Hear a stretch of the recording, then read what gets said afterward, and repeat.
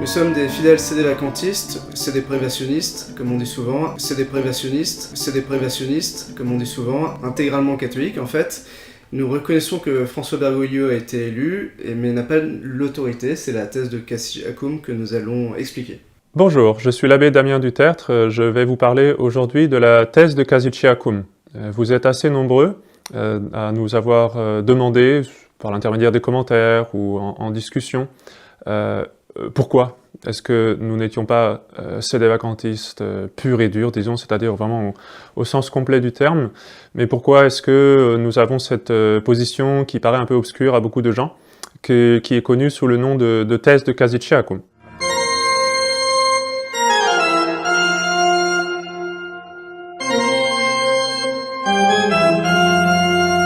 Résumé de la thèse dite de Cassius-Schacum.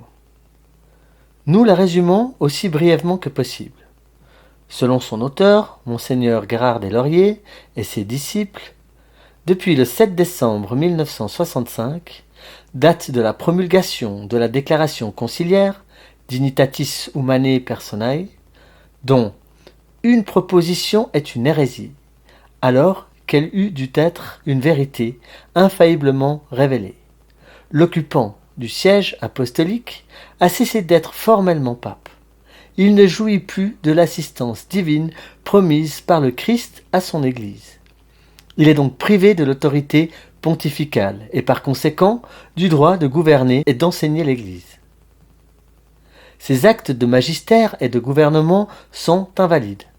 Cependant, il demeure pape matériellement et, en ce sens, il est notre pontife.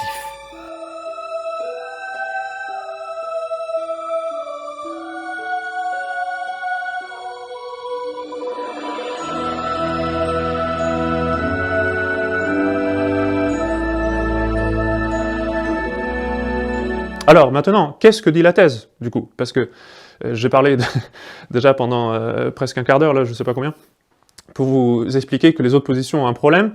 La thèse de Cassius-Schacum fait une distinction que ne font pas les autres positions, en disant que aujourd'hui Bergoglio, et quand la thèse avait été publiée par le père Gérard des Lauriers, il s'agissait de Paul VI, Bergoglio n'a pas l'autorité de notre Seigneur Jésus-Christ, donc il n'est pas pape, mais cependant, au moins autant qu'on le voit, il a été élu, et son élection n'a pas été définie comme invalide, elle n'a pas été cassée.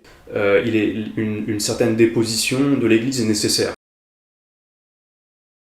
C'est-à-dire que, il me semble, pour Saint-Envers Bellarmin, donc par son hérésie, le pape a perdu l'autorité, et par contre, il garde un certain lien légal avec l'Église. Et c'est ça la thèse du Cassius-Schacum, c'est de dire qu'en fait, l'élection qu'il a reçue, qui constitue la papauté matérielle, la matière de la papauté, cette élection, on peut pas, le fait même d'avoir perdu l'autorité n'enlève pas cette désignation. Parce que c'est un acte, c'est un fait juridique, qui, s'il est invalide, doit être cassé pour pouvoir procéder à une nouvelle élection. Donc elle n'a pas encore été cassée, elle n'a pas été déclarée nulle par personne qui peut le faire, parce que si je le dis, ça n'a aucune valeur dans l'Église. Il faut quelqu'un qui, dans l'Église, puisse l'imposer à tous. Donc ce n'est pas moi, ni vous. Donc il reste cet aspect juridictionnel, au moins latent, parce que de fait, il n'a pas l'autorité, mais il a un titre, qu'il soit valide ou invalide. Après, c'est une autre distinction, on en parlera une autre fois, mais au moins, il y a un titre, vraiment, il y a un titre à l'autorité, à avoir l'autorité. Donc, la différence entre la thèse de Cassius-Schacum et le sédévacantisme complet, c'est que le sédévacantisme complet considère que Bergoglio et tous les évêques modernistes, non seulement n'ont pas d'autorité de notre Seigneur Jésus-Christ, mais même n'ont absolument aucun titre à être l'autorité. C'est-à-dire, pour Bergoglio, à être pape. Donc même si Bergoglio, demain matin, se convertissait et enseignait la foi, etc., selon les sédévacantistes complets, il ne serait pas pape.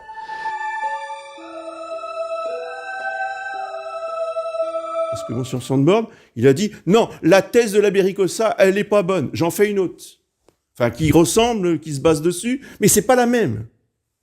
Parce que la Bericosa, lui, il considère qu'il n'y a qu'une église qui est occupée par les modernistes.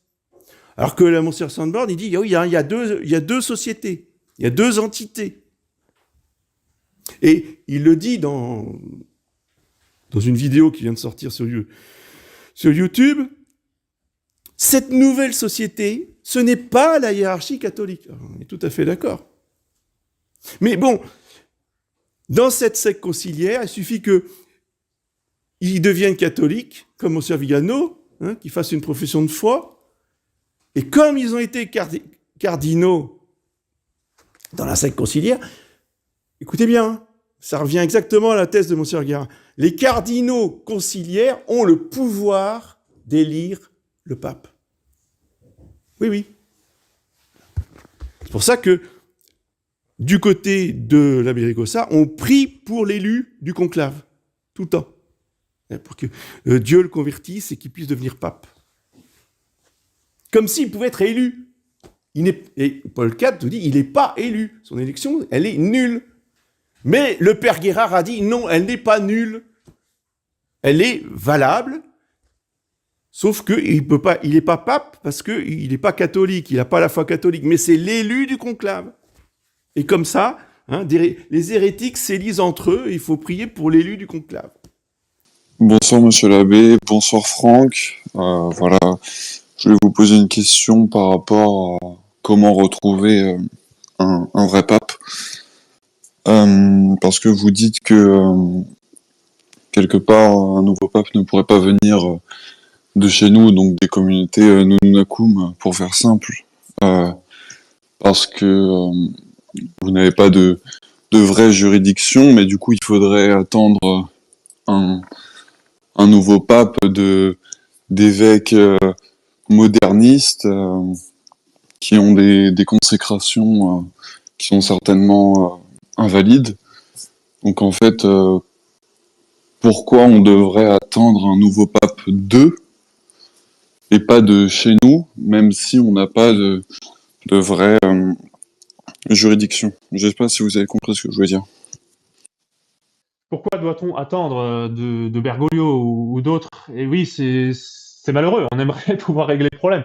Mais pour cause, il n'y a pas eu de décision qui lui retire cette nomination. Donc je reprends la question des grands scolastiques du Moyen-Âge qui discutaient la question du pape hérétique en disant si le pape tombe dans l'hérésie, certains disaient il faut attendre l'intervention de l'Église pour qu'il perde la papauté, d'autres disaient il perd la papauté tout de suite. Mais ceux qui disaient il perd la papauté tout de suite disaient aussi que s'il venait à récipiscence, c'est-à-dire une fois reçu les monitions de l'Église pour constater qu'il est vraiment pertinace, en recevant les monitions de l'Église, s'il venait à se corriger, eh bien dans ce cas, il garderait la papauté. Et ça, ce sont les principes canoniques, si vous voulez, traditionnels, qui existent depuis toujours, en fait, et qui ont été même développés en noir sur blanc au Moyen-Âge. Donc, c'est peut-être malheureux, mais c'est ainsi. Il n'est pas pape, mais il a le titre, l'apparence d'être pape. Il y a eu une élection, il y a eu un fait juridique qui doit être cassé. Par exemple, une question qui est très importante, c'est que quelqu'un, et c'est le Code de droit canonique qui le dit, quelqu'un qui est un hérétique simple, c'est-à-dire il a dit des hérésies, peut-être même qu'il est pertinace, mais il n'a pas encore reçu les sanctions de l'Église qui en sont la conséquence, peut élire et être élu validement. Et ça, c'est le Code de droit canonique qui le dit.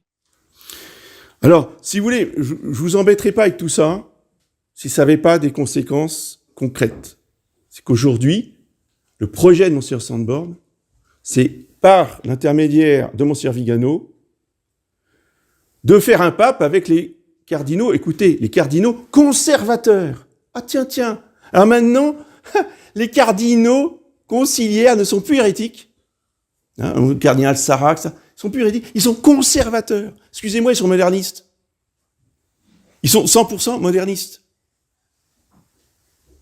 Mais tout d'un coup, ils deviennent conservateurs, comme ça, on va pouvoir les attirer, ils vont devenir catholiques, on va peut-être les resacrer, ce seront des vrais évêques catholiques, mais ils n'ont aucun pouvoir, ils n'ont aucune juridiction pour élire un pape. Ah mais si, Monseigneur Sandborn a dit, oui, si, selon la thèse, ils ont la juridiction pour faire un conclave.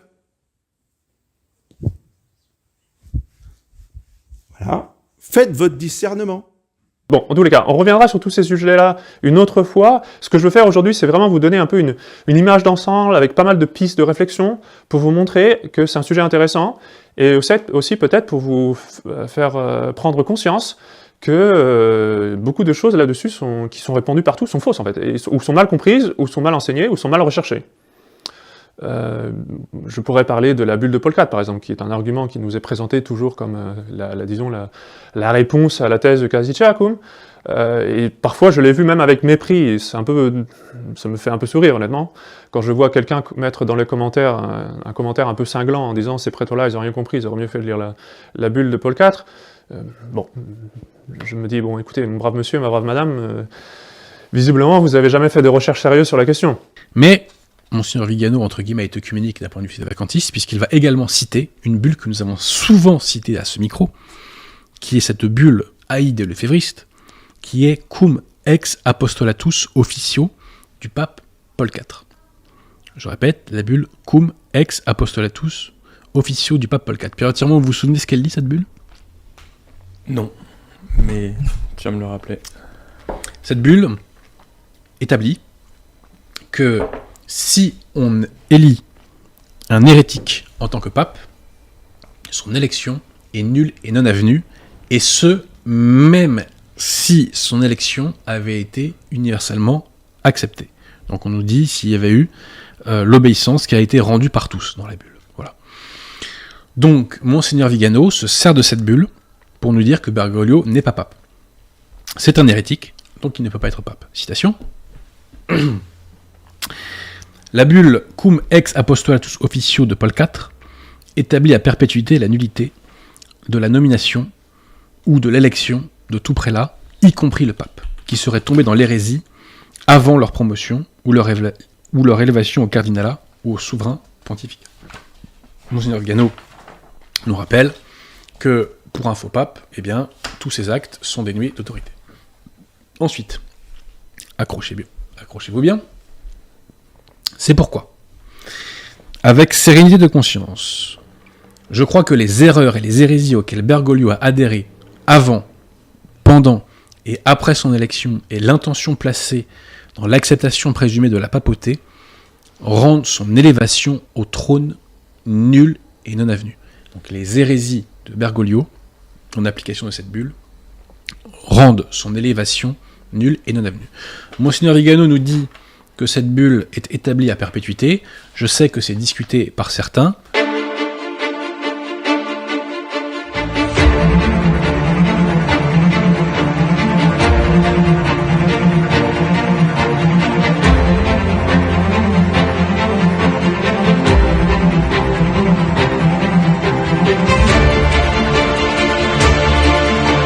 Et ça, c'est très important parce que cette bulle, c'est un document infaillible d'un pape qui va nous garantir, du point de vue canonique, c'est-à-dire que c'est une loi perpétuelle qui nous donne la certitude que un monsieur qui est hérétique, qui est élu comme pape, ne peut pas devenir pape.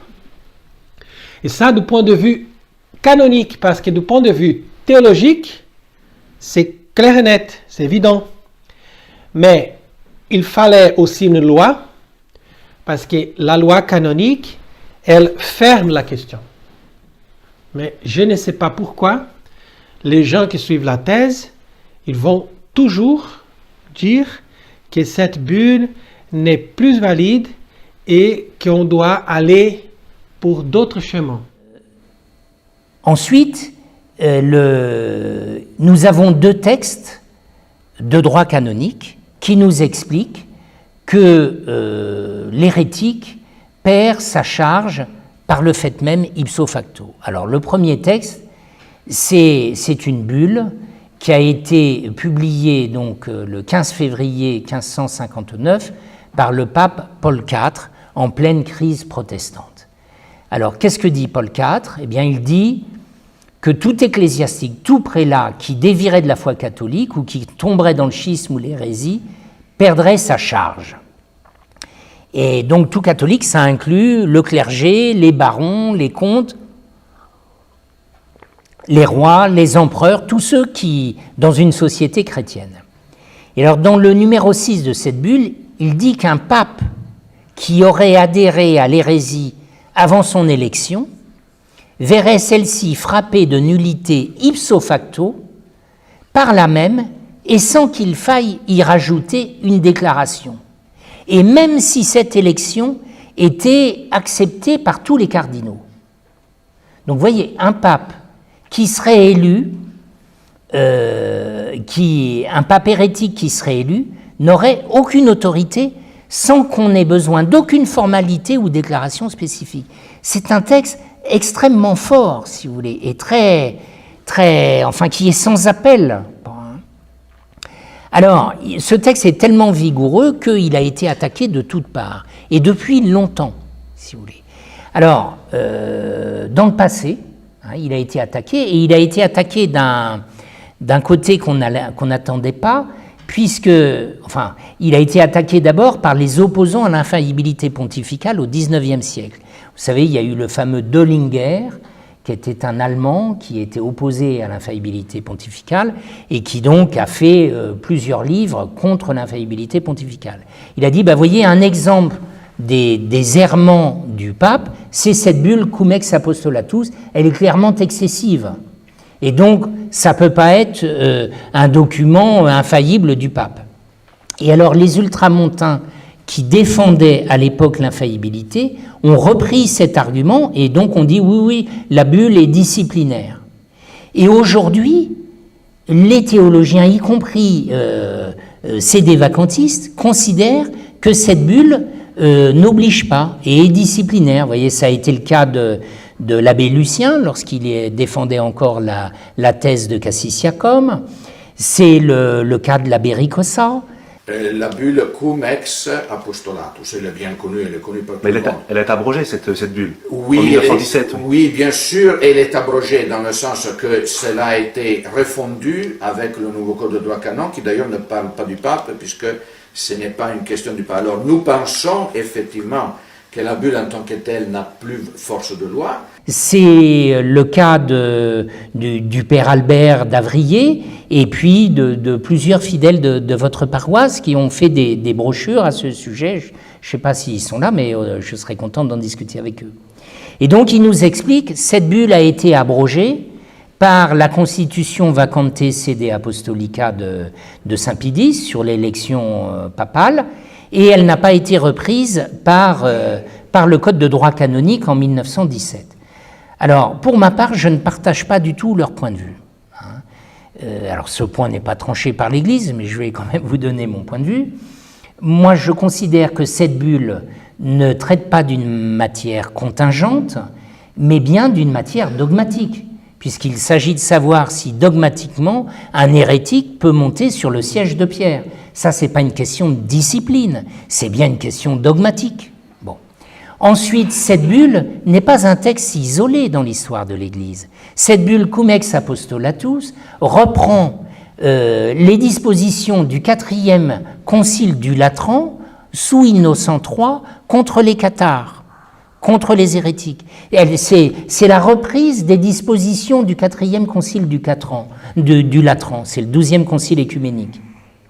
Et ensuite, il y a eu de nombreux papes qui ont pris les mêmes dispositions avant Paul IV. Vous avez Nicolas III, Innocent IV, Alexandre IV, et ensuite, après Paul IV, vous avez Saint Pie V qui a repris dans 2 bulles ces dispositions. Donc vous voyez bien que c'est un principe constant dans l'Église, qu'un hérétique ne peut pas avoir de charge, c'est tout, c'est un fait. C'est donc pas une question disciplinaire. Et dire que ça n'a pas été repris par le Code, ça me paraît absurde, puisque cette bulle est citée dans de très nombreux canons du Code comme étant les sources du canon en question. Donc cette bulle, elle a été, mon humble avis est qu'elle est toujours valable. Et de même, je voulais aussi vous poser la question justement, monsieur l'abbé, que pensez-vous de la bulle de Paul IV ? Est-ce que vous pourriez nous en faire un très bref résumé et votre position par rapport à celle-ci, qui serait en opposition avec la thèse. Voilà, j'aimerais avoir votre position sur celle-ci. Merci beaucoup. Alors, cette bulle de Paul IV, elle a plusieurs paragraphes qui concernent plusieurs choses. Le paragraphe qui fait sans doute l'objet de la discussion, là, c'est celui qui dit que si on découvre un jour que quelqu'un, fût-il même cardinal ou élu au souverain pontificat, s'il apparaissait que cette personne-là avait été hérétique avant son élection, alors son élection serait nulle et non avenue, et concrètement, il pourrait rien faire. Enfin, toutes les nominations qu'il aurait faites seraient invalides, etc., etc., etc. Donc, effectivement, c'est une bulle qui est très impressionnante. Quand on la regarde comme ça au premier abord, on se dit waouh, c'est la solution à tous nos problèmes, et c'est certainement une réfutation claire et nette de la thèse de Cassicciacum. Or, il n'en est rien parce que cette bulle, elle est précise. Elle utilise des termes qui sont précis et elle a été commentée par des canonistes qui l'expliquent de façon très précise. Malheureusement, la plupart des gens qui la citent, en fait, ils la prennent comme ça hors de contexte, sans savoir ce qu'elle dit exactement et surtout sans avoir jamais regardé comment les canonistes la comprennent et l'appliquent. Alors, cette bulle, elle dit qu'effectivement, quelqu'un qui serait tombé dans l'hérésie avant son élection ne peut pas être élu, même s'il reçoit l'obéissance de tous. Alors, l'obéissance de tous fait référence là aux cardinaux. Et c'est pas moi qui le dis, c'est le latin qui le montre, et c'est aussi ce que disent les canonistes qui la commentent, et c'est aussi ce que montre un parallèle que l'on fait assez facilement avec d'autres bulles de l'époque, et notamment une bulle qui invalide les élections en raison de simonie, qui en fait reprend quasiment les mêmes termes, et le même ordre et le même vocabulaire. Donc, il n'y a pas de doute du tout que ce dont il s'agit, c'est que si même après l'obéissance des cardinaux, donc l'obéissance des cardinaux, c'est une cérémonie, c'est-à-dire c'est quand tous les cardinaux, à la fin du conclave, quand quelqu'un a été élu, le nouvel élu est intronisé sur le siège de pierre, et ensuite tous les cardinaux défilent les uns après les autres pour baiser les mains et les pieds du nouveau pape. Donc même si tous les cardinaux ont fait cette cérémonie-là, si on découvre que la personne était hérétique, alors l'élection est invalide.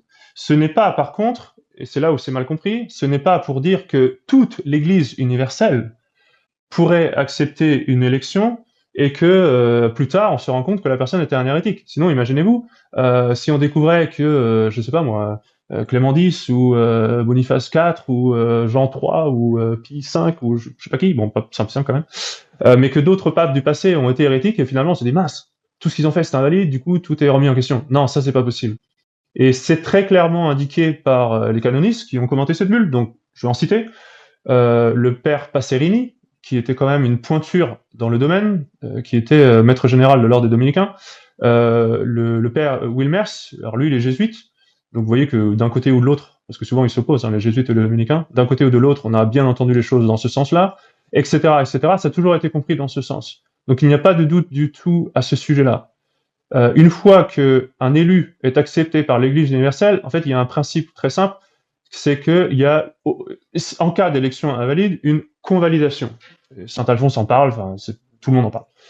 C'est pas vraiment débattu. Donc même s'il y avait un vice d'élection, même si l'élection aurait été invalide pour X ou Y raison, le fait que l'Église entière accepte le nouvel élu convaliderait l'élection. C'est-à-dire que du point de vue de l'Église, ce serait vraiment la personne qu'on voudrait élire. Alors après, il peut y avoir des problèmes du point de vue de l'individu et de son acceptation. Et c'est là où la thèse intervient. Donc non, il n'y a pas de contradiction par rapport à la thèse. Rien compris, moi. Nous ne fondons pas notre combat doctrinal sur une invention, sur une thèse nouvelle.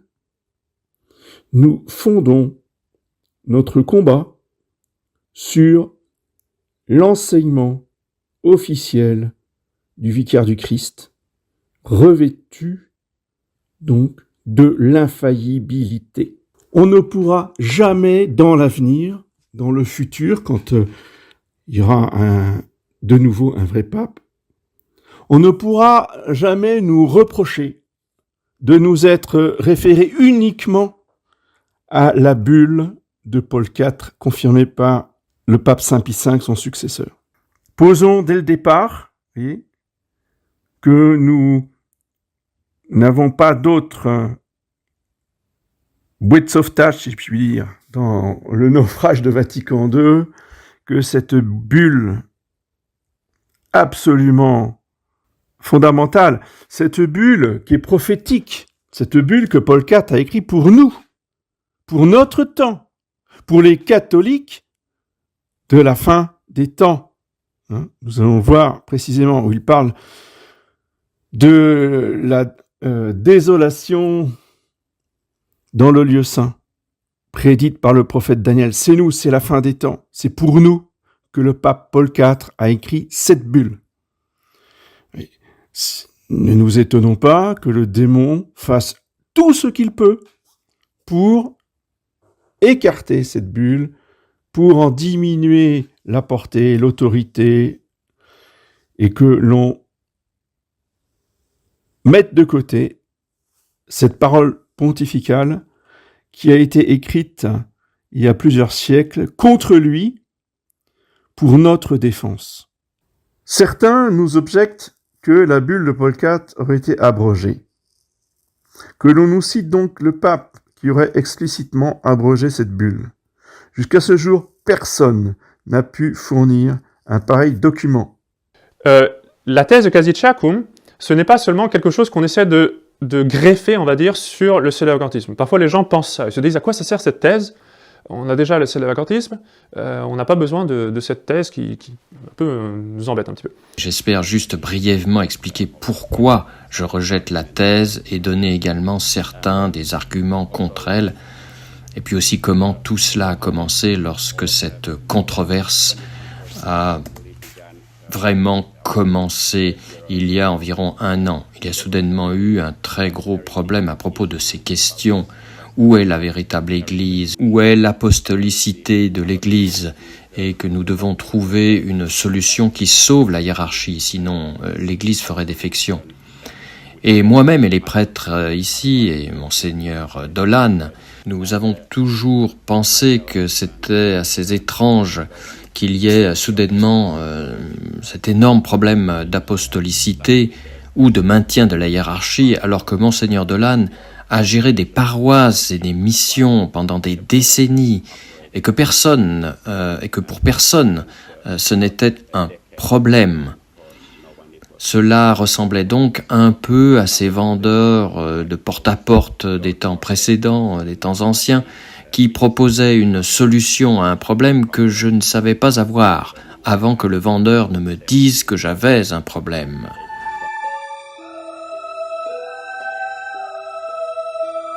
Comment j'ai toujours expliqué ce qu'est le sédévacantisme aux écoliers,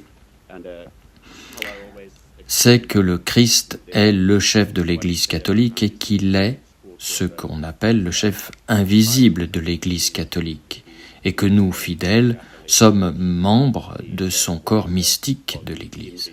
Ainsi, l'Église ne sera jamais sans tête ou privée de chef ou de source d'autorité. Ce qui nous manque, c'est le chef visible, qui est le pape et la chaire de Saint-Pierre.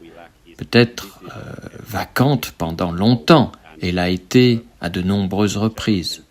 Totalisme, simplement, signifie sédévacantisme. Mais les arguments qui sont utilisés par les sédévacantistes complets, à mon avis, et je suis assez persuadé de ce que je dis, mais je le dis avec charité, c'est-à-dire je peux me tromper bien sûr, mais de mon point de vue, c'est faux, c'est complètement faux. Quand vous regardez les principes canoniques et théologiques, c'est absolument faux, c'est-à-dire les arguments sont faux. Et donc, voilà, j'aurais pu faire une vidéo cinglante, comme j'en ai fait une contre la position de la fraternité. Pour être franc, j'aurais pu faire le même genre de vidéo contre le sédévacantisme complet. Donc nous le disons, en 1958, l'élection d'Angelo Roncalli était invalide et nous n'avons pas eu de pape depuis lors. Mais la thèse dit et admet que l'élection de Bergoglio en 2013 était une élection tout à fait valable, et c'est tout d'abord là où nous différons fortement avec la thèse. Nous disons que l'élection de Jean XXIII, à savoir Angelo Roncalli, était une élection invalide et qu'il n'y a pas eu de véritables élections, tandis que la thèse dit que l'élection, ainsi que l'élection de 2013, étaient des élections valides, mais avec de faux papes. Ensuite, dans des articles récents, le père Duterte a écrit sur le manque d'intention. Il a déclaré que Bergoglio et ses prédécesseurs immédiats ne sont pas papes uniquement parce qu'ils n'ont pas correctement accepté leur élection à la papauté et que notre situation n'est donc pas une pure vacance du siège romain. Et le père Ricossa, dans son article sur la papauté et la vacance du siège, il a écrit concernant Bergoglio que le siège est occupé par lui et ne peut pas être occupé par quelqu'un d'autre tant que l'élection n'a pas été déclarée nulle par l'Église. Je ne considère donc pas la thèse de Gérard Deslauriers comme correcte et véritable. C'est des vacantismes, car selon cette thèse, il y a un prétendant légitime assis sur le trône de Saint-Pierre. Voilà donc la différence. Nous disons que la chaire de Saint-Pierre, avec les prêtres totalistes, nous disons que le siège de Saint-Pierre est complètement vacant. Mais la thèse dit qu'il y a un candidat légitime ou une personne élue qui a le droit de recevoir cette papauté.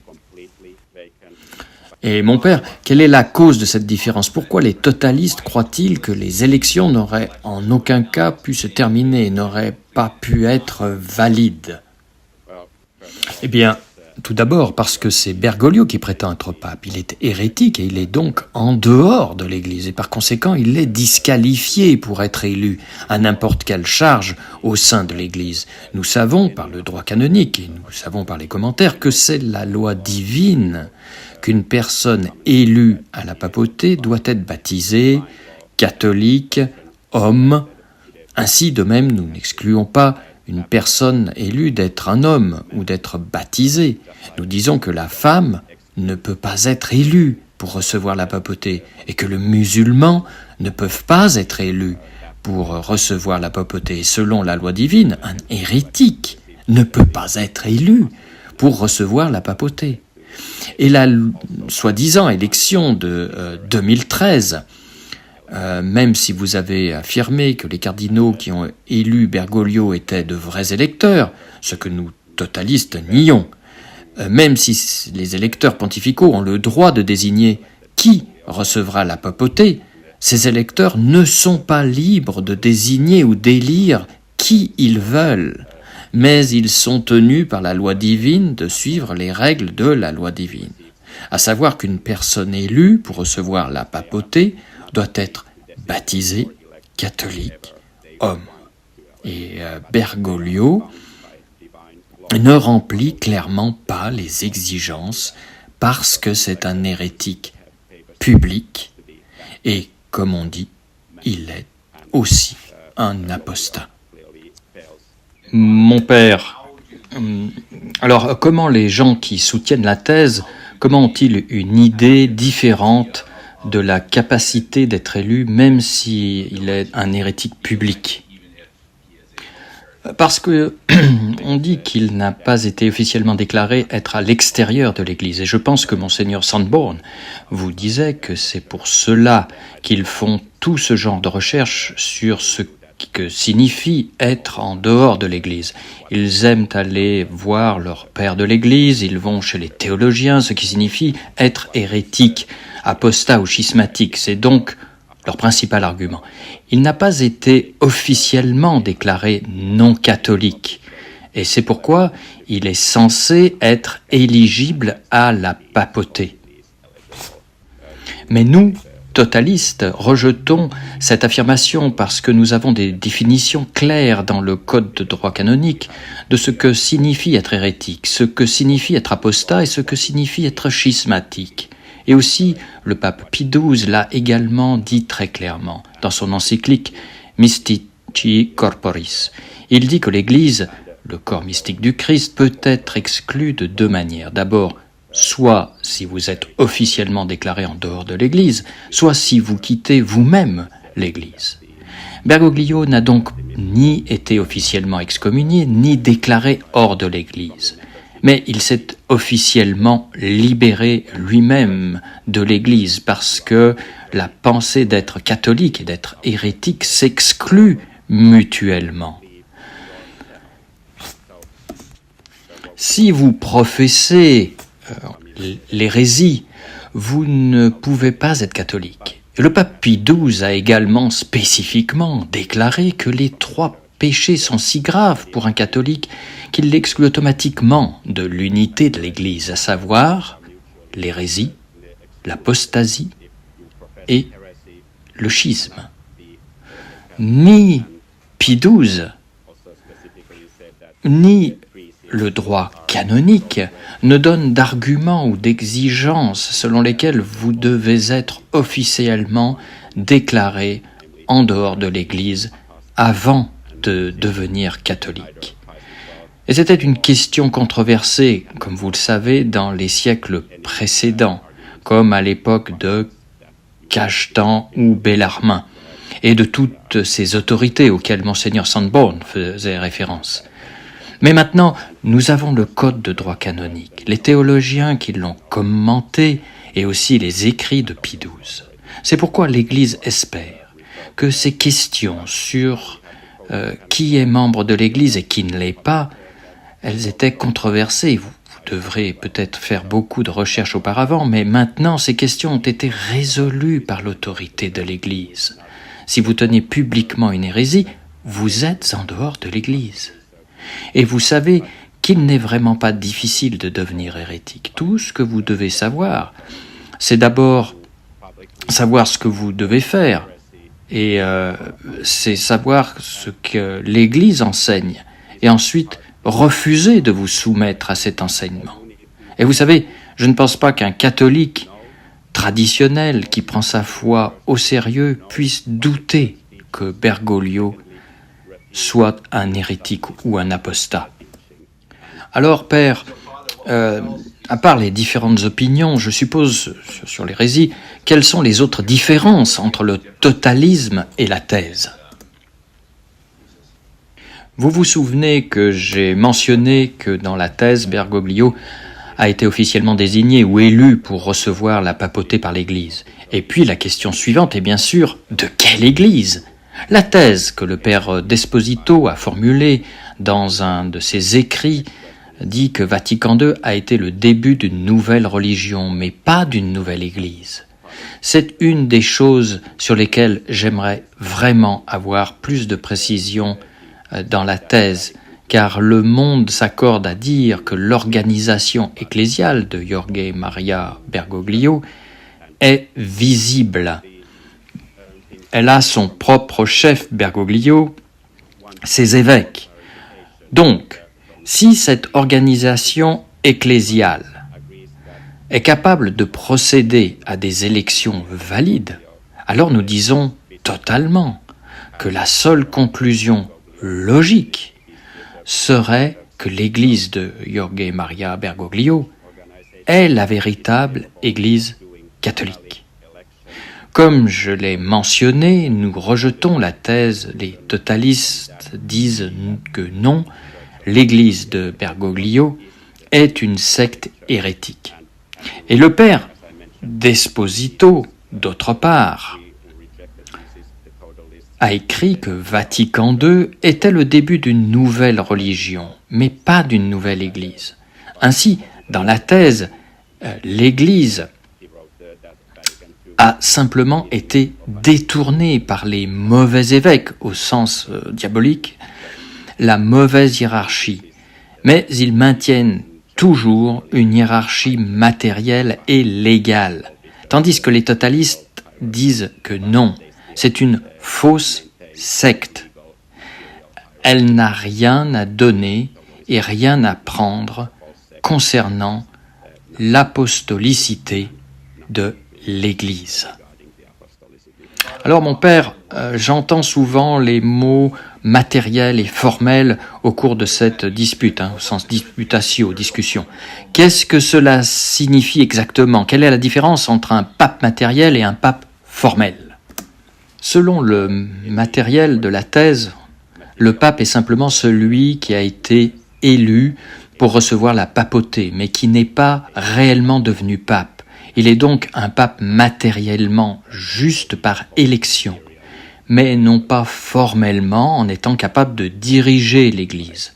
Nous rejetons encore une fois cette distinction, car pour pouvoir même être élu pape, il faut être membre de l'Église. Et Bergoglio ne remplit pas les conditions requises pour être membre de l'Église, parce qu'il adhère aux hérésies. Par conséquent, il est, par la loi divine, il est également incapable de devenir pape, même matériellement.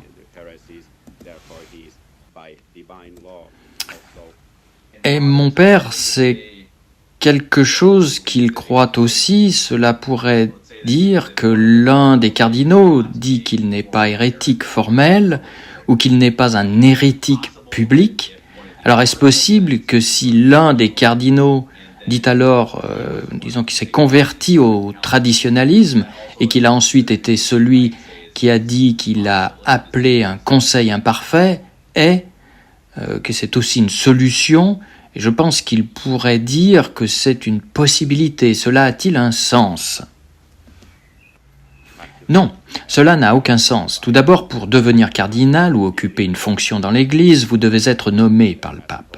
Pas simplement par quelqu'un élu comme pape, mais par qui est réellement le pape.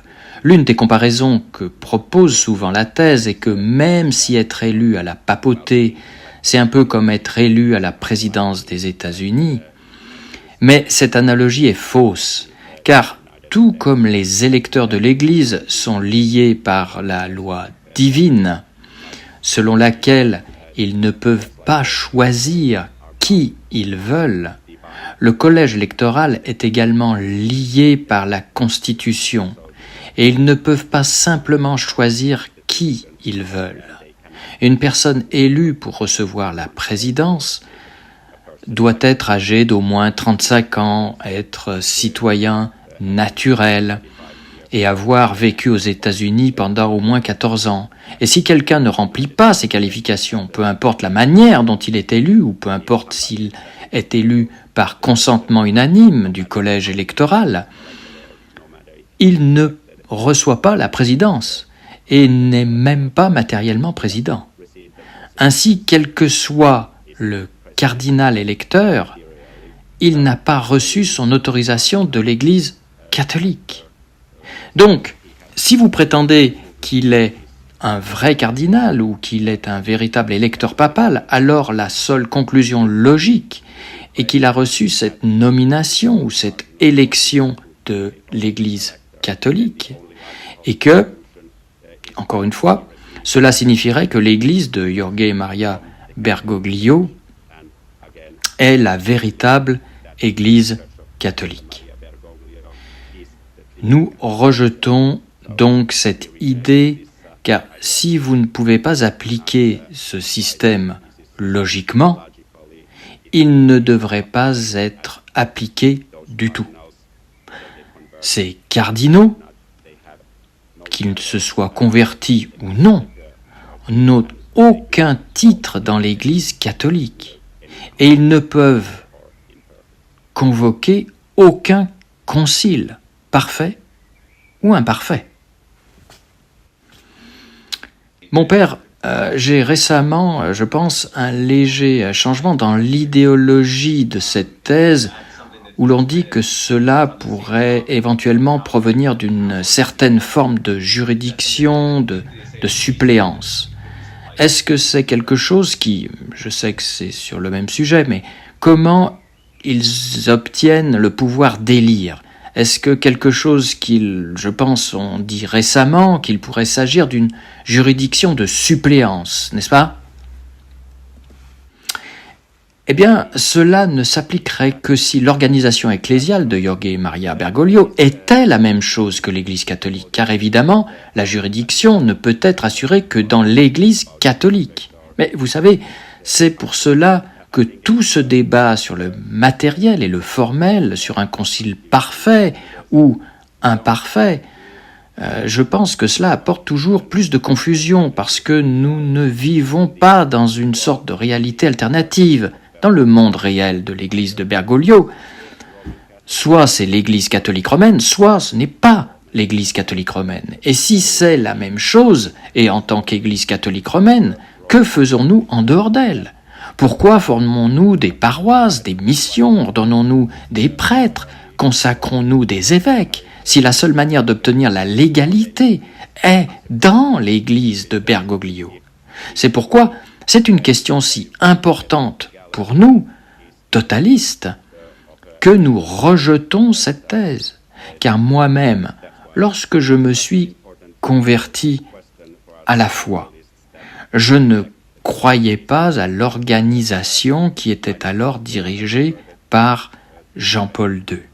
Je ne la considérais plus comme une église catholique. Si j'avais cru que c'était la véritable église, je serais resté en Finlande. Et puis, évidemment, je n'aurais jamais accepté d'être ordonné par Monseigneur Dolan, à moins d'être certain qu'il est à la fois un évêque valide et légal. Il existe donc une chose appelée juridiction déléguée, dont je pense que nous pourrons discuter bientôt, mais qui n'existe évidemment que dans la véritable Église catholique et non dans une secte hérétique.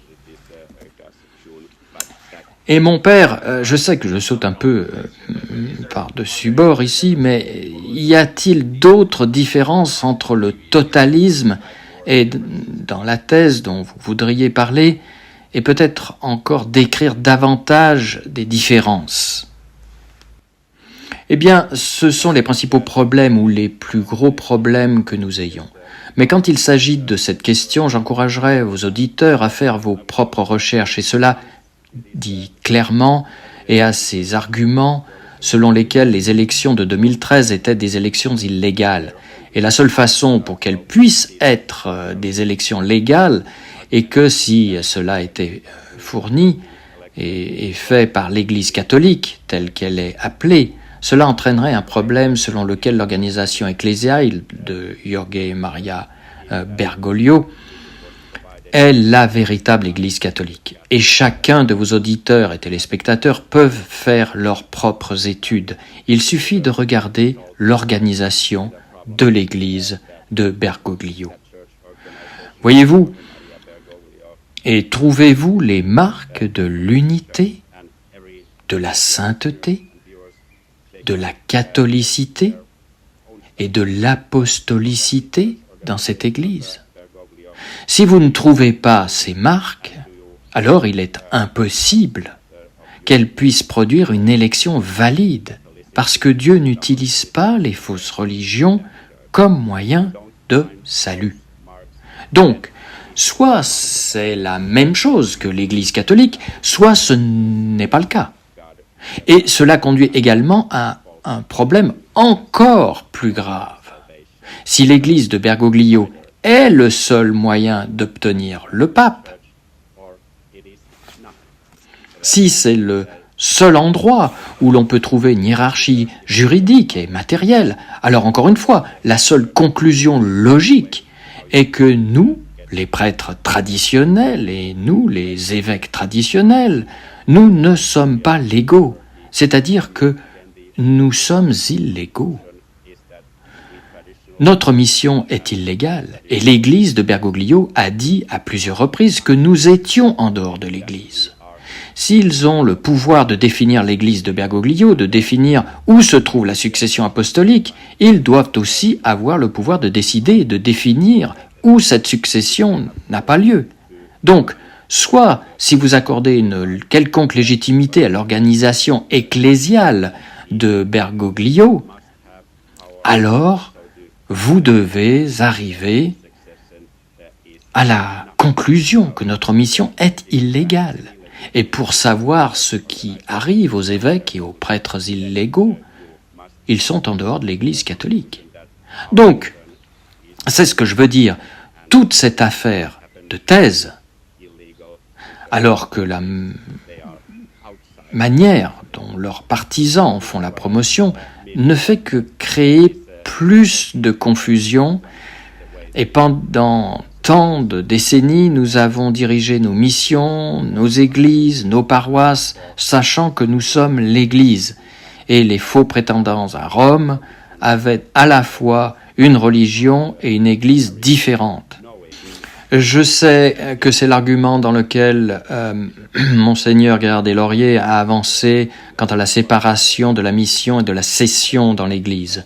Mais encore une fois, Monseigneur Gérard Deslauriers, et je ne sais pas si vous le savez, mais il a avancé cette thèse dans les années 1970, alors que Paul VI était encore celui qui prétendait être le pape.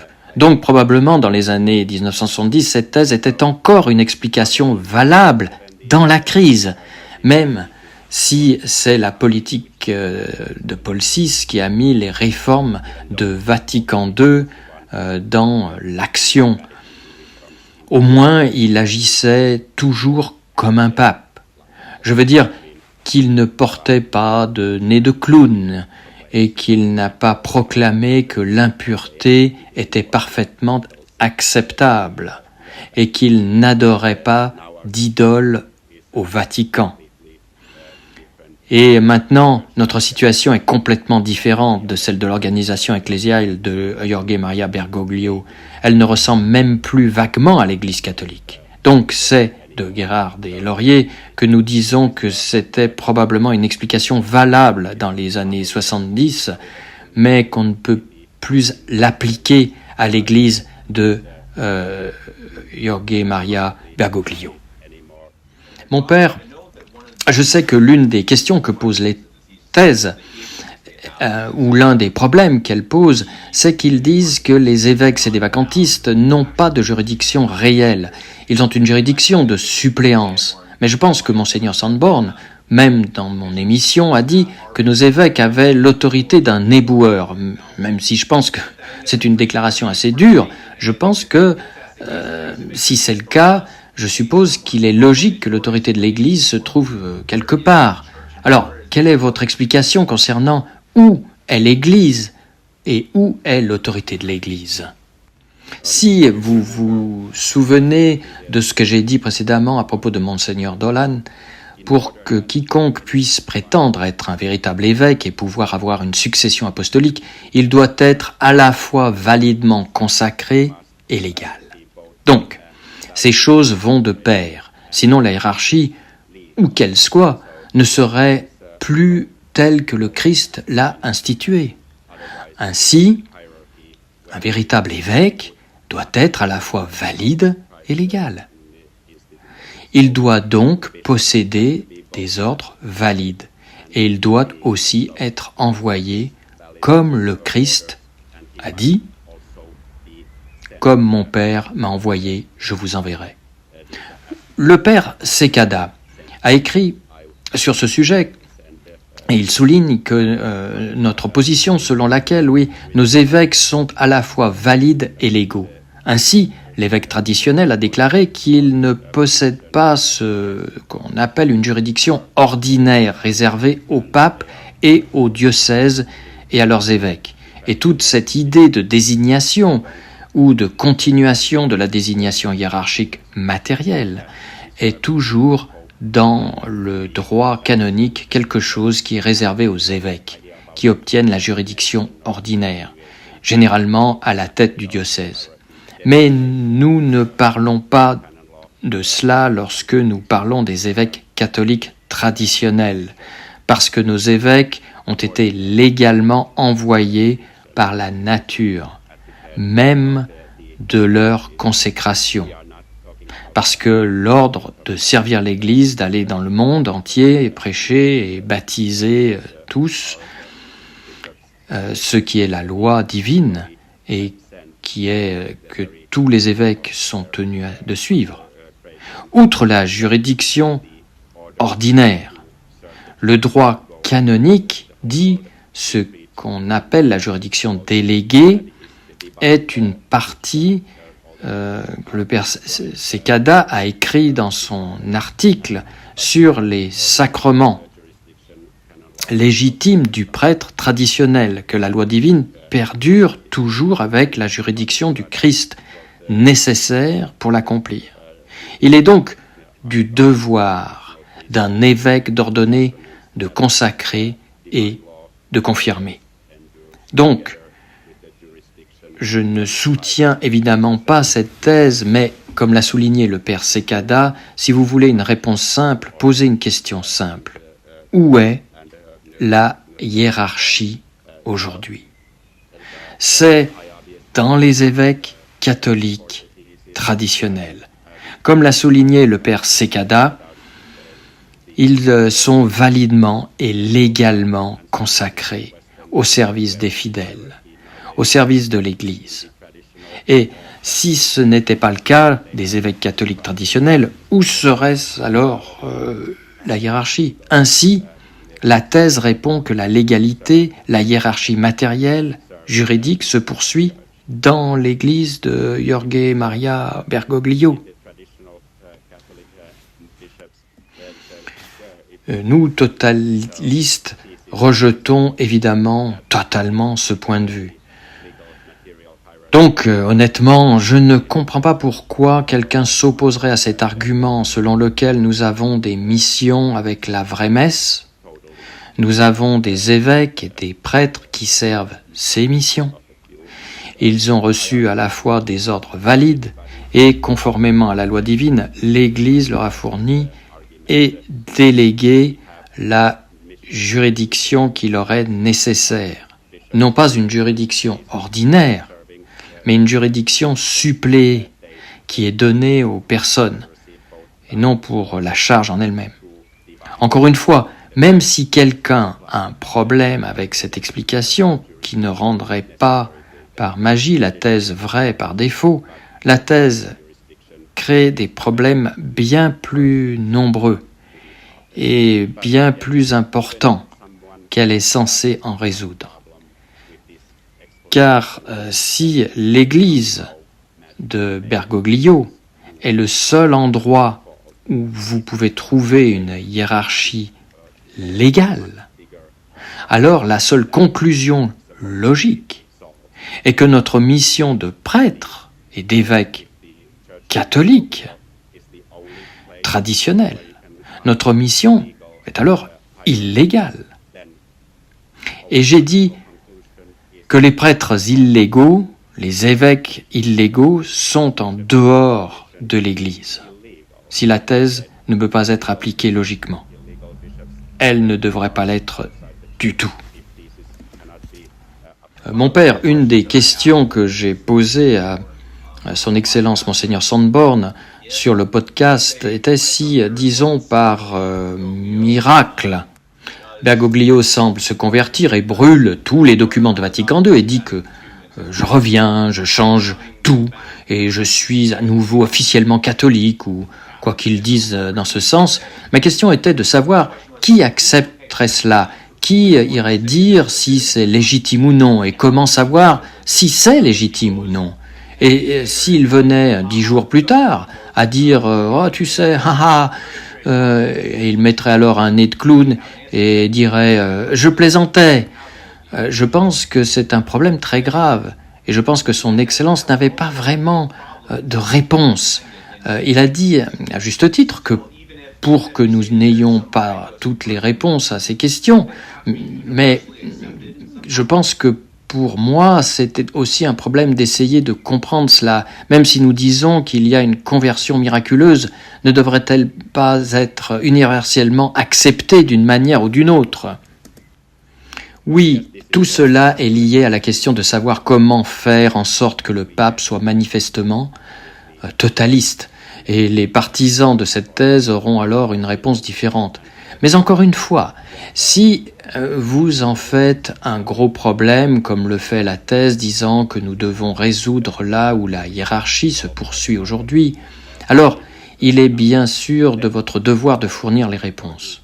L'une des théories sur la manière d'obtenir le vrai pape est celle qui a été proposée par la thèse, à savoir la conversion de Bergoglio. Ainsi, si il supprime l'obstacle et s'il a à nouveau l'intention objective de faire ce que le pape, alors il devient le vrai pape.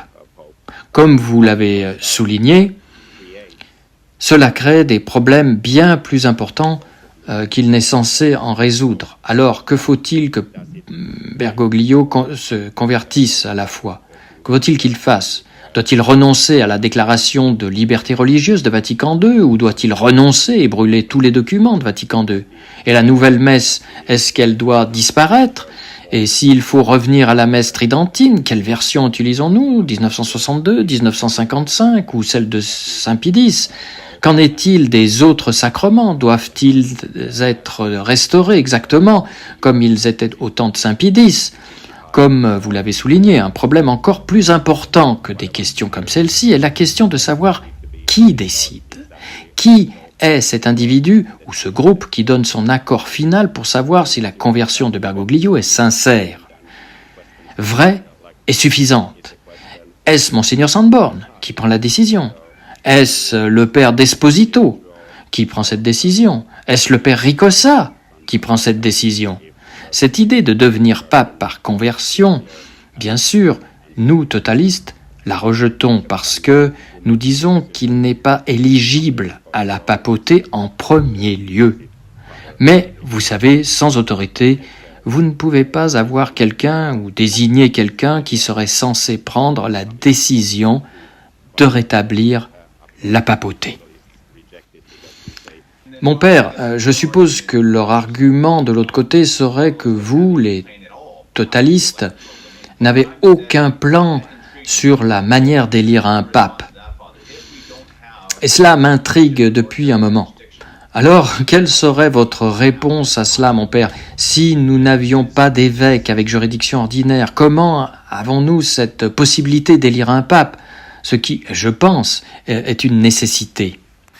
Le père Secada a toujours souligné aux gens qu'il existe 3 théories proposées pour obtenir un nouveau pape. La première est par intervention divine, la deuxième est par ce que vous appelez un conseil général imparfait, à savoir si les évêques fidèles se réuniraient et éliraient un nouveau pape, et la troisième est la solution de la thèse où Bergoglio ou quiconque est un prétendant se convertirait à la vraie foi, et éliminerait l'obstacle et deviendrait finalement le pape.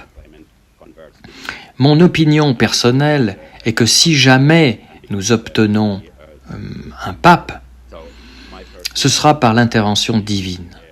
Et c'est ce que nous, les totalistes, avons été en quelque sorte critiqués par ceux qui supportent la thèse, parce que nous n'avons pas de réponse au problème. Nous disons simplement que « Oh, Dieu s'en chargera ».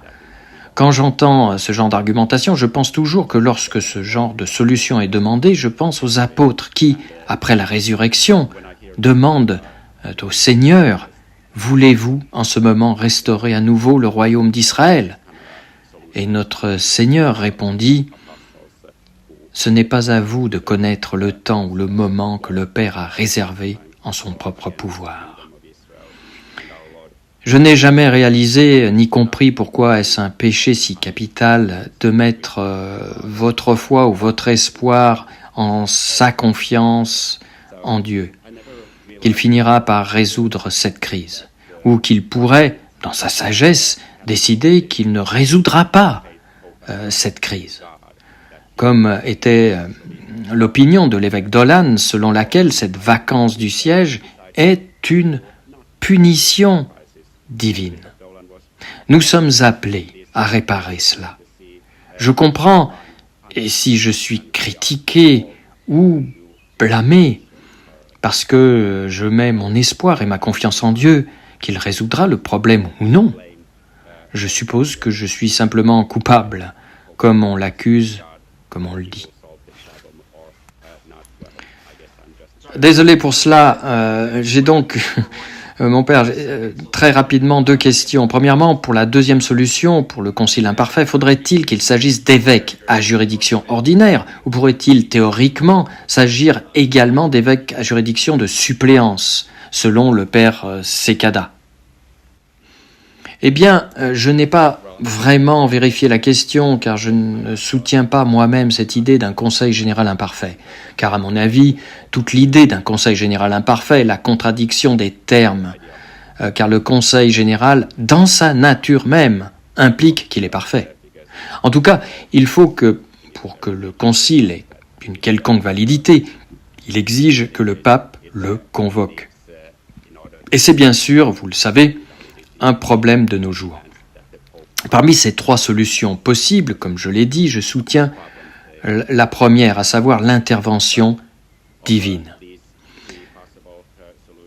Ce n'est bien sûr pas une solution parfaite, mais c'est au moins celle-là que dans laquelle je mets mon espoir et ma confiance en Dieu pour qu'il s'occupe de ces choses. Je ne soutiens donc pas l'idée imparfaite du concile général, mais même celle-là est meilleure que la thèse, car au moins cela remettrait la restauration de l'Église entre les mains des catholiques, tandis que la solution de la thèse est, à mon avis, la pire de toutes, car elle met votre espoir et vos attentes dans Bergoglio et avec son équipe.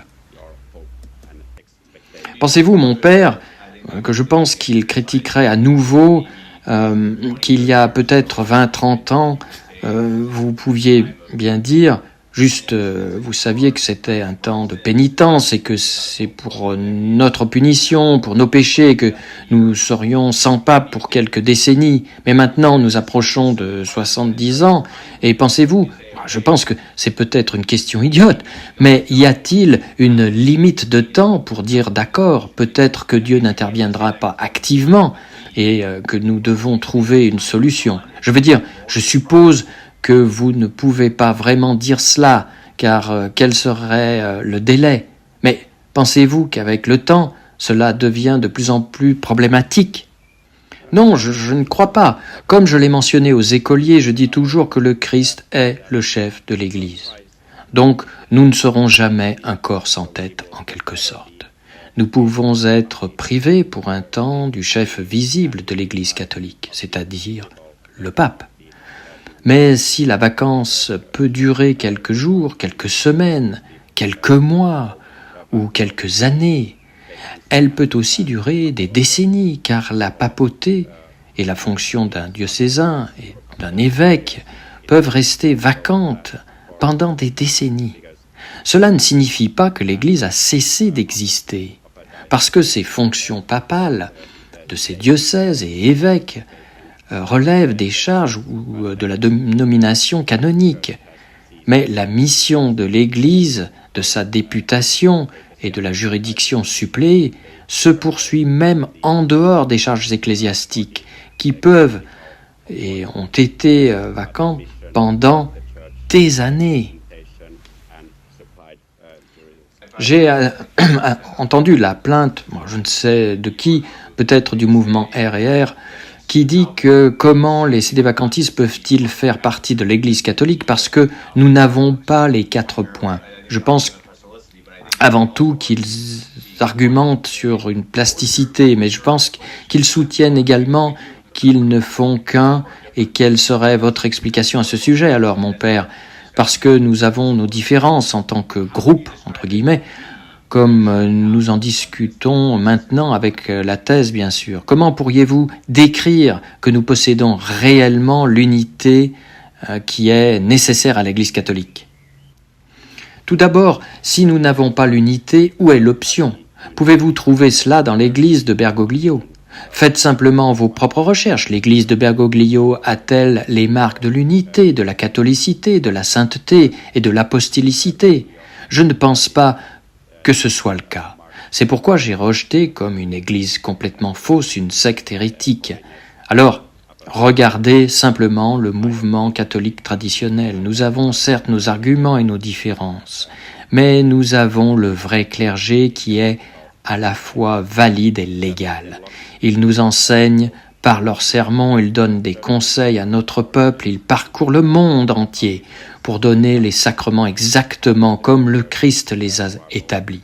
Si vous voulez dire que nos opinions diffèrent et que nous n'avons donc pas d'unité, il est évident que l'histoire de l'Église est remplie de toutes sortes d'opinions différentes et même d'arguments, quels que soient les problèmes que nous pourrions avoir dans l'unité de construction ou dans l'organisation. Nous n'avons pas de différence en ce qui concerne la foi, parce que nous rejetons Vatican II et soutenons les choses qui ont été pensées avant cela. En ce qui concerne l'apostolicité, comme je l'ai mentionné, cela ne peut exister que dans la véritable Église. Si vous accordiez une quelconque légitimité à l'Église de Bergoglio, alors tous les prêtres traditionnels sédévacantistes ou qui que ce soit d'ailleurs seraient en dehors de l'Église. Je ne considère donc pas cela comme un argument valide, du moins si l'on considère ce qu'est une option.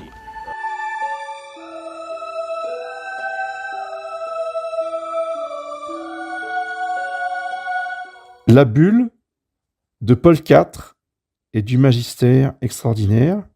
On ne peut la contredire sans provoquer l'indignation du Dieu Tout-Puissant. Donc, il n'est pas question de remettre la bulle de Paul IV en cause. Donc, il n'y a plus de solution humaine. C'est ça que ça veut dire. Les hommes ne peuvent plus rien pour avoir de nouveau un pape sur le siège de Pierre. Seul Jésus-Christ peut remédier à cette situation et aucun homme sur terre, même pas Monseigneur Sanborn, voyez. Je suis désolé pour lui, avec tout le respect que je lui dois, il ne peut pas faire que des cardinaux conciliaires se convertissant puissent élire un pape. Ce n'est pas possible. Alors, que nous reste-t-il?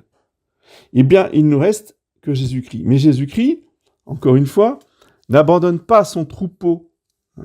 Il explique à ces petites brebis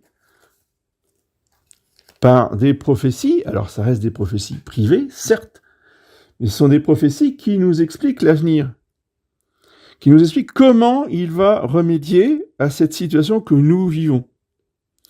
Il l'a expliqué à une vénérable Elisabeth Canori Mora, donc qui est une dame romaine, qui était une tertiaire d'un ordre religieux trinitaire, je crois bien. Et elle explique, si vous voulez, la vision qu'elle a eue de notre situation. Voilà le texte de la vénérable Elisabeth. En 1820, le jour de la fête de Saint-Pierre, pendant que je priais pour les besoins de l'Église et pour la conversion des pécheurs, au nombre desquels j'occupe le premier rang, je fus ravi au ciel et placé tout près de Dieu. Par le moyen d'une lumière inaccessible, je fus si intimement uni à lui que je ne me reconnaissais plus moi-même, étant tout transformé dans cette lumière divine. Je vis le ciel s'ouvrir et en descendre avec majesté le prince des apôtres, donc Saint Pierre, accompagné d'une multitude d'esprits célestes, chantant des hymnes de louange. Le glorieux apôtre était revêtu des habits pontificaux et tenait en main une crosse avec laquelle il traça sur la terre une grande croix. Pendant qu'il traçait cette croix, il était entouré par les anges qui chantaient en son honneur les paroles du psaume « Vous les établirez princes sur toute la terre ». Il appuya ensuite sa crosse aux quatre extrémités de la croix, et au même instant il en sortit 4 arbres magnifiques, portant des fleurs et des fruits très précieux. Ces arbres mystérieux avaient eux-mêmes la forme d'une croix et étaient entourés d'une vive lumière. Saint Pierre alla ensuite ouvrir toutes les portes des couvents.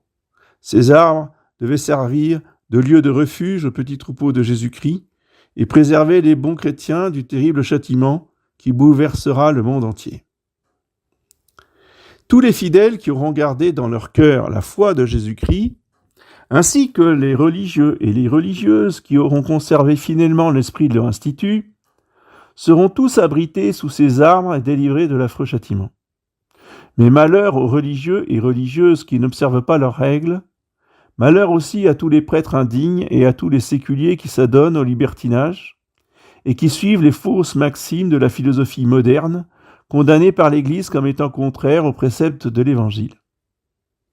Par leur conduite détestable, ces misérables, niant la foi de Jésus-Christ, périront sous le poids du bras exterminateur de la justice de Dieu, à laquelle personne n'échappera.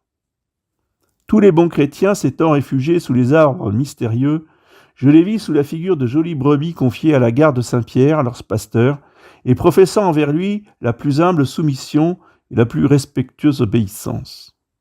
Aussitôt que le saint apôtre eut mis en lieu sûr le troupeau de Jésus-Christ, il remonta au ciel accompagné des anges. À peine eurent-ils disparu que le ciel se couvrit de nuages si sombres et si épais qu'il était impossible de le regarder sans en être effrayé. Tout à coup, il s'éleva un vent violent et impétueux, dont le sifflement ressemblait au rugissement d'un lion en fureur. La terreur et l'effroi se répandront parmi les hommes jusque parmi les animaux. Tous les hommes seront en révolte. Ils se tueront mutuellement et se massacreront sans pitié. Pendant ce combat sanglant, la main vengeresse de Dieu sera sur ces malheureux, et par sa puissance il punira leur orgueil et leur témérité. Il se servira du pouvoir des ténèbres pour exterminer ces hommes sectaires et impies qui voudraient renverser la Sainte Église et la détruire jusque dans ses fondements.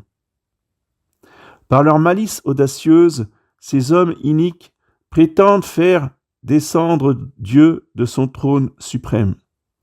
Mais il se rira de leur astuce, et par un signe de sa main puissante, il punira ces perfides et ces blasphémateurs, en permettant aux puissances ténébreuses de sortir de l'enfer. D'immenses légions de démons parcourront alors le monde entier, et par les grandes ruines qu'ils causeront, ils exécuteront les ordres de la justice divine. Ils s'attaqueront à tout et nuiront aux hommes, aux familles, aux propriétés, aux substances, aux cités, aux villages, aux maisons, et rien de ce qui est sur la terre ne sera épargné. Dieu permettant que ces sycophantes soient châtiés par la cruauté des démons et punis d'une mort tragique et barbare, parce qu'ils se seront soumis volontairement au pouvoir infernal et qu'ils se seront alliés avec lui contre l'Église catholique. Afin que mon pauvre esprit fût bien pénétré de ce sentiment de la justice divine, on me montra l'horrible prison. Je vis alors s'ouvrir dans les profonds abîmes de la terre une sombre et effrayante caverne pleine de feu, et d'où sortait une multitude de démons qui, ayant pris la forme d'hommes et de bêtes, venaient infester le monde, ne laissant partout que massacre et que ruine. Heureux les bons et les véritables catholiques. Ils auront pour eux la puissante protection des saints apôtres Pierre et Paul, qui veilleront sur eux afin qu'il ne leur soit fait aucun dommage, ni dans leur personne, ni dans leurs biens. Les mauvais esprits dévasteront tous les lieux où Dieu aura été outragé, blasphémé et traité d'une manière sacrilège. Ces lieux seront ruinés, anéantis, il n'en restera aucun vestige. Après ce terrible châtiment, je vis tout à coup le ciel s'éclaircir. Saint Pierre descendit de nouveau, vêtu pontificalement, accompagné par des anges qui chantaient des hymnes à sa gloire, le reconnaissant ainsi comme prince de la terre. Je vis ensuite descendre du ciel l'apôtre saint Paul, qui par ordre de Dieu parcourut l'univers, enchaîna les démons, et les ayant amenés devant saint Pierre, celui-ci leur ordonna de rentrer dans les cavernes ténébreuses d'où ils étaient sortis. Alors parut sur la terre une belle clarté, qui annonçait la réconciliation de Dieu avec les hommes. Les anges conduisirent devant le trône du prince des apôtres le petit troupeau qui était resté fidèle à Jésus-Christ. Ces bons et fervents chrétiens lui présentèrent leurs hommages respectueux et, bénissant Dieu, remercièrent l'apôtre de les avoir préservés de la ruine générale et d'avoir conservé et soutenu l'Église de Jésus-Christ en ne permettant pas qu'elle fût entraînée par les fausses maximes du monde. Saint Pierre choisit alors le nouveau pontife. Voilà la solution. Qui va élire le prochain pape? Ce sera Saint Pierre lui-même. L'Église fut ensuite reconstituée, les ordres religieux rétablis, et les maisons des chrétiens ressemblaient aux maisons religieuses, tant était grand la ferveur et le zèle pour la gloire de Dieu. Ce fut de cette manière que s'accomplit en un moment l'éclatant triomphe de l'Église catholique. Voilà ce que notre Seigneur a montré à la vénérable Élisabeth Kenimura. C'est Saint Pierre qui viendra désigner le futur pape, et alors tout repartira. Alors, l'abbé Ricossa m'a honoré d'un article il y a fort longtemps dans Sodalitium, parce que j'avais cité cette vision dans ma revue La Tour de David en disant que tout cela, c'était des fadaises. Parce que si Saint-Pierre venait désigner le nouveau pape, eh bien, ce pape ne serait pas un pape de l'Église catholique. Vous avez bien entendu. Si Saint-Pierre revenait désigner le pape, ce pape ne serait pas un pape de l'Église catholique. Pourquoi ? Parce que Saint-Pierre est dans l'Église triomphante, et donc il ne peut pas, il n'a pas le pouvoir d'élire ou de choisir un pape. Oui. Ça serait une autre Église, dit l'abbé Ricossa. Alors, pourquoi dit-il cela ? Parce que l'abbé Ricossa est un légaliste. C'est-à-dire qu'il adore le droit canon. Et donc, ni Saint-Pierre, ni Jésus-Christ ne peut enfreindre le droit canon. Il est nommé nulle part dans le droit canon que Saint-Pierre puisse venir élire le pape. Le pape ne peut être élu que par le conclave des cardinaux, donc Saint-Pierre doit se soumettre au droit canon. Il ne peut pas passer outre le droit canon. Oui. C'est totalement pharisaïque comme conception du droit. Moi, ça me fait penser au Talmud, où dans le Talmud, il est dit par les rabbins, Dieu, tous les matins, lit la Torah. Non, lit pas la Torah. Il lit le Talmud et il s'y soumet. Oui. Et donc, pour ce genre de prêtre, si vous voulez, on pourrait traduire tous les matins, Jésus-Christ lit le droit canon de l'Église, de son Église, et il s'y soumet. Voilà. Bien sûr que tout cela est ridicule. Notre Seigneur comme Saint-Pierre sont bien au-dessus du droit canon.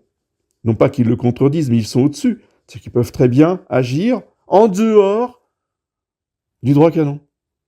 Oui. Comme notre Seigneur l'a fait pour Saint Paul. Oui. Il y a la loi ordinaire. La loi ordinaire, c'est que quand le collège des apôtres veut nommer un apôtre, veut élire un apôtre, par exemple, pour remplacer Judas qui s'est suicidé, Saint-Pierre a réuni les apôtres et leur a dit, écoutez, on va tirer au sort, soit élire l'élection, ça peut être une élection par tirage au sort, c'est pas forcément une élection par vote secret. Vous voyez, ça aurait pu être par vote à main levée. Non, Saint-Pierre a choisi le mode de scrutin, le tirage au sort. Voilà, donc il a choisi 2 candidats, et le sort est tombé sur Matthias. Et donc Saint Matthias est devenu apôtre, selon voyez, les modes de scrutin établis par le premier pape Saint-Pierre. Très bien. Oui, sauf que Jésus-Christ, lui, c'est le chef de l'Église, il est supérieur à Saint-Pierre. Il a tout à fait le droit et le pouvoir de choisir un autre apôtre sans en parler à son vicaire, sans en parler à son pape, oui, sans en parler à Saint-Pierre. C'est ce qu'il a fait. Il a terrassé Saul de Tarse, qui allait massacrer les chrétiens. Il le convertit, il en fait son apôtre. Puis Saint-Pierre, il arrive à Rome, grand sourire. Voilà, bonjour tout le monde. Je m'appelle Paul de Tarse et je suis apôtre de Jésus-Christ. Tiens, première nouvelle, on n'a pas été prévenu. Voilà. Et donc, il a fallu que saint Paul prouve qu'il était bien envoyé par Jésus-Christ.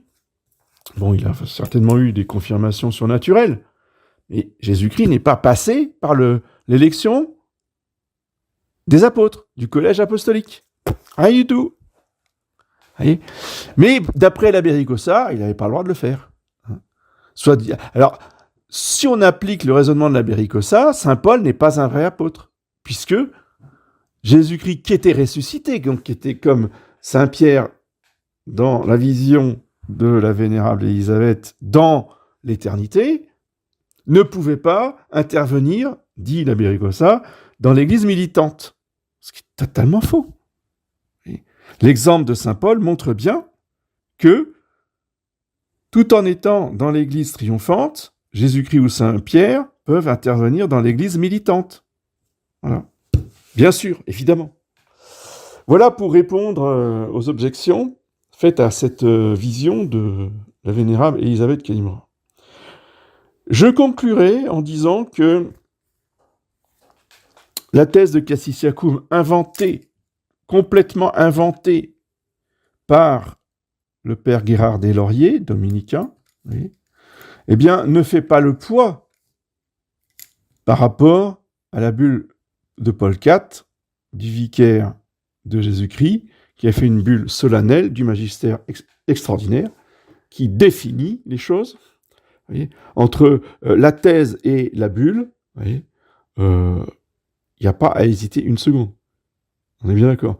D'autant plus que, et je termine par là, nous avons une lettre manuscrite qui a été reproduite en fac-similé dans le dernier numéro de La Voix des Francs, numéro 73, où où Monseigneur de Gérard des Lauriers, parce qu'il était évêque à l'époque, juste avant sa mort, cette lettre a été écrite quelque temps avant sa mort, où il reconnaît que sa thèse est remplie d'erreurs énormes. C'est lui-même qui le dit. Des erreurs théologiques énormes. Bon, très bien, nous en prenons acte. Vous voyez, on n'avait pas besoin de cela pour s'en rendre compte, mais quand l'auteur lui-même vous le dit, c'est encore plus fort. Oui. Donc, je vous en supplie, ne cherchez même pas à savoir en quoi consiste cette thèse de Cassius-Yacoum, puisque l'auteur se rétracte et nie cette thèse à la fin de sa vie. Bon, ça veut dire qu'elle est nulle, sans valeur et non avenue. D'accord ? Par contre, la bulle de Paul IV, elle, étant du magistère extraordinaire, elle est valable et valide à perpétuité. Voilà, chers amis, que le Saint-Esprit vous garde dans la paix, la joie de la vérité possédée, reçue, et non pas inventée.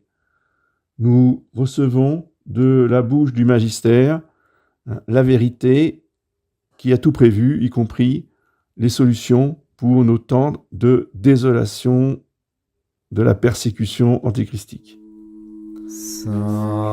À bientôt.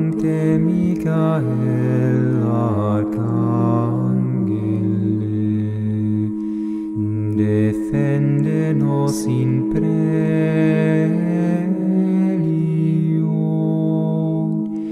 contra nequitia et insidias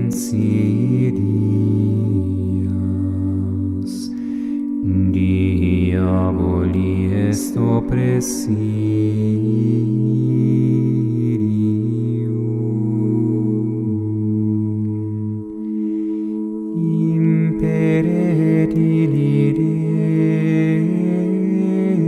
Deus supplices te precamur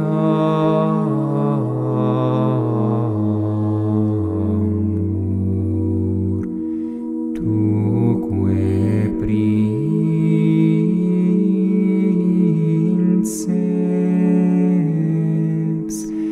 militiae celestis Satana maliosque spiritus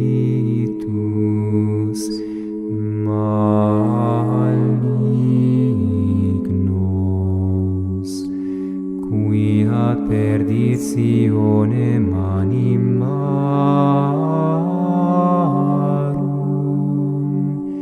pervagantur in